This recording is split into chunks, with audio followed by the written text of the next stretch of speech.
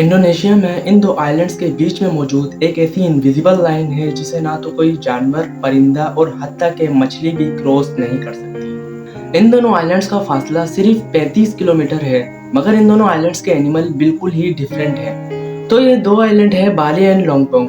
अगर आप बाली से लोंगपोंग जाएं तो आप देखेंगे कि जो एनिमल बाली पर थे उससे बिल्कुल ही मुख्तलिफ एनिमल लोंगपोंग पर हैं।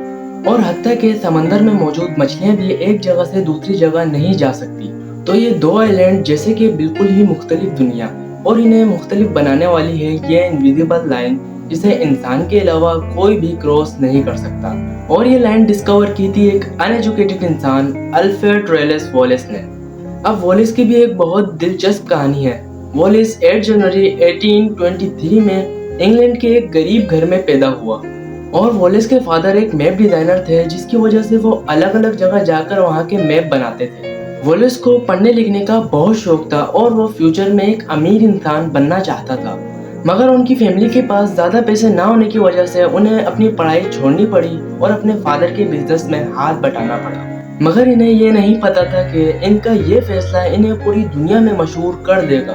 अपने फादर के साथ मुख्तलिफ जगहों पर ट्रेवल करके वॉलेस को वाइल्ड लाइफ में बहुत मजा आने लगा। मगर फिर कुछ ऐसा हुआ जिसकी वजह से वॉलेस की फैमिली कंडीशन बहुत खराब हो गई। वॉलेस को अपने फादर के बिजनेस में आने के कुछ ही टाइम बाद वॉलेस के भाई की डेथ हो गई, जिसकी वजह से उनका फैमिली बिजनेस बिल्कुल ही बंद हो गया। मगर फिर इसी दौरान उनकी मुलाकात हुई हेनरी वॉल्टर बीड से, जो एक रियल स्पीशीज के एक्सपर्ट थे। फिर उन्होंने वॉलेस को भी अपने बिजनेस में शामिल कर लिया। फिर इस दौरान वॉलेस ने यह देखा कि रियल स्पीशीज की मार्केट में बहुत डिमांड है, जिसके सहारे वो अपनी फैमिली कंडीशन सुधार सकते हैं। तो इसलिए वो 1824 में रियल स्पीशीज को ढूंढने के लिए अपने शिप पर ब्राजील की तरफ रवाना हुए।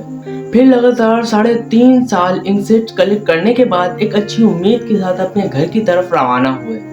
मगर इन्हें क्या पता था कि इनकी ये सारी मेहनत जाया होने वाली है। वो यूं के कुछ देर बाद इनकी शिप पर आग लग गई और इनके सारे इंसेक्ट्स जलकर राख हो गए। फिर यहीं से शुरू होती है इनकी इनविजिबल लाइन को ढूंढने की स्टोरी। फिर हुआ यूं के इस हादसे के कुछ ही टाइम बाद 18 अप्रैल 1954 को वॉलेस अपने दोस्तों के साथ इंडोनेशियन आइलैंड पर निकला। वो पहले सिंगापुर आया और अच्छी तरह घूमा। फिर वहां से उन्हें इंडोनेशियन आइलैंड पर जाना था, मगर देर होने की वजह से उनकी ये शिप छूट गई, जिसकी वजह से उन्हें पास ही के बाली आइलैंड पर जाना पड़ा। बाली पहुंचते ही उन्हें वहां की ग्रीनरी और एनिमल बहुत पसंद आए और उन्होंने वहां पर स्पेसिमेंट्स कलेक्ट करना शुरू कर दिए। उन्होंने वहां के एनिमल और प्लांट्स पर डिटेल में स्टडी करी और सब कुछ अपनी डायरी में लिख लिया। तो ज्यादातर एनिमल जो उन्हें दिखे वो थे लायन, एलिफेंट, राइनोस और मुख्तलिफ किस्म के बर्ड्स जैसे कि वुडपेकर और पैरोट्स। फिर कुछ महीने बाली आइलैंड पर रिसर्च करने के बाद उन्होंने अपनी शिप पकड़ी और चले गए 35 किलोमीटर दूर एक दूसरे आइलैंड लोंगपोंग पर। जब वो इस आइलैंड पर पहुंचे तो बिल्कुल ही हैरान हो गए, क्योंकि जो जानवर उन्होंने बाली आइलैंड पर देखे थे उससे बिल्कुल ही मुख्तलिफ जानवर उन्हें लोंगपोंग पर दिखे, जैसे कि कोमोडो ड्रैगन, कैंगरू, कोआला और कलरफुल बर्ड्स। वॉलेस और इसके दोस्त ये देखकर बहुत हैरान थे कि ऐसा क्यों है। तो इसी दौरान वॉलेस को मलेरिया हो गया, जिसकी वजह से उसे इसी आइलैंड के कैंप पर रुकना पड़ा।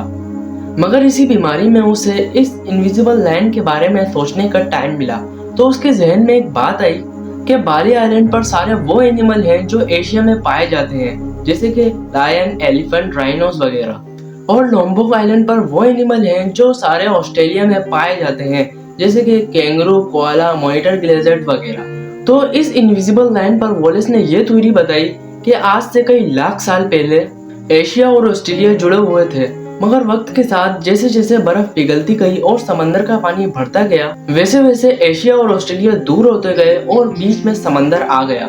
फिर जो जानवर वेस्टर्न साइड पर थे वो एशिया और बाली आइलैंड पर रह गए और ईस्टर्न साइड वाले ऑस्ट्रेलिया और लोंगपोंग पर रह गए, क्योंकि बीच में समंदर था, जिसकी वजह से एलिफेंट, कैंगरू, कोआला जैसे जानवरों के लिए समंदर क्रॉस करना बहुत मुश्किल था। तो इनकी एक प्रॉब्लम तो सॉल्व हो गई, मगर अब बची इनकी दूसरी प्रॉब्लम, जो ये थी कि बर्ड्स एक जगह से दूसरी जगह क्यों नहीं जाते। फिर इन्होंने देखा कि जो बर्ड्स इन दोनों आइलैंड पर पाए जाते हैं वो नॉन माइग्रेटेड हैं। तो इन नॉन माइग्रेटेड बर्ड्स का मसला ये है कि ये 1.5 किलोमीटर से ज्यादा उड़ नहीं सकते। तो इनके लिए भी ये 35 किलोमीटर का समंदर क्रॉस करना इम्पॉसिबल है। तो बची अब इनकी तीसरी प्रॉब्लम, जो ये थी कि मछलियाँ ये लाइन क्रॉस क्यों नहीं करती। तो इस मिस्ट्री को सोल्व करने के लिए उन्होंने मदद ली डीप सी करंट की। वॉलेस को यूं लग रहा था कि समंदर में बहुत तेज डीप सी करंट जनरेट होता है, जिसकी वजह से मछलियां एक जगह से दूसरी जगह ट्रेवल नहीं कर सकती। मगर ये करंट कैसे जनरेट होता है? तो इसकी वजह है हमारी अर्थ पर होने वाली मूवमेंट। हमारी जमीन के अंदर बहुत सी प्लेट्स हैं जो आपस में टकराती रहती हैं।